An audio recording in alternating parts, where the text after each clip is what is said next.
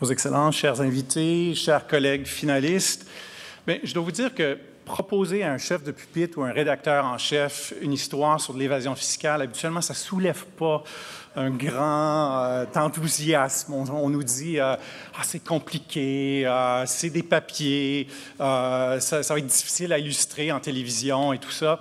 Et pourtant, c'est essentiel. Pourquoi? Parce qu'à chaque année au Canada, il y a des milliards et des milliards de dollars qui devraient aller à l'éducation, à l'infrastructure, à la santé, qui ne se rendent jamais dans les coffres publics et qui disparaissent dans le gouffre des paradis fiscaux. Et ça se passe depuis très longtemps, ça se passe en secret aussi, et la population, le public en général, n'est pas conscient de ce qui se passe vraiment. Et ça fait l'affaire des gens qui en profitent, des gens qui sont souvent bien connectés et proches des élus. Mais depuis 2013, grâce au Consortium international des journalistes d'enquête, des journalistes à travers le monde, y compris ici au Canada, on peut avoir accès à des fuites exceptionnelles de données confidentielles qui proviennent des paradis fiscaux. Qu'on pense à Offshore Leaks en 2013, Swiss Leaks, Lux Leaks et, bien sûr, les Panama Papers de l'année dernière, la plus grande, la plus importante de toutes ces fuites-là.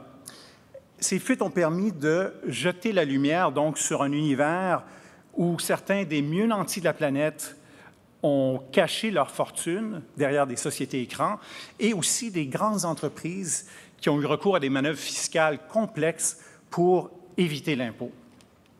Les Panama Papers, 11,5 millions de documents, des milliards de pages. Alors imaginez comme journaliste, quand on reçoit une enveloppe brune, c'est comme Noël. On vient de recevoir un document, on est très content, mais tout d'un coup, vous avez 11,5 millions d'enveloppes brunes qui vous tombent dessus au même moment. Vous n'avez aucune indication qui sont les Canadiens, quelles sont les histoires. C'est comme chercher une aiguille dans une botte de foin. Alors, ça demande énormément de travail et on n'aurait pas pu le faire sans cette collaboration-là, d'abord avec nos collègues ici au Canada, du Toronto Star et de CBC, et aussi nos collègues à l'étranger. On a découvert, entre autres, comment le Canada, nous-mêmes, nous étions utilisés par des gens à l'étranger pour créer des sociétés écrans chez nous. Pourquoi? Parce qu'on ne pose pas beaucoup de questions sur qui sont les vrais bénéficiaires, les vrais propriétaires des compagnies ici.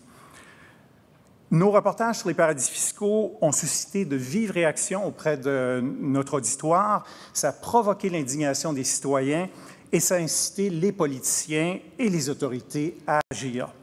Alors, j'aimerais, en terminant, souligner l'apport important de mes collègues Gino Harel, Luc Tremblay, qui sont ici, Joanne Bonneau également, et aussi l'appui indéfectible depuis des années de la direction de Radio-Canada pour couvrir le dossier des paradis fiscaux, même si c'est difficile à illustrer, parce que c'est essentiel pour notre démocratie.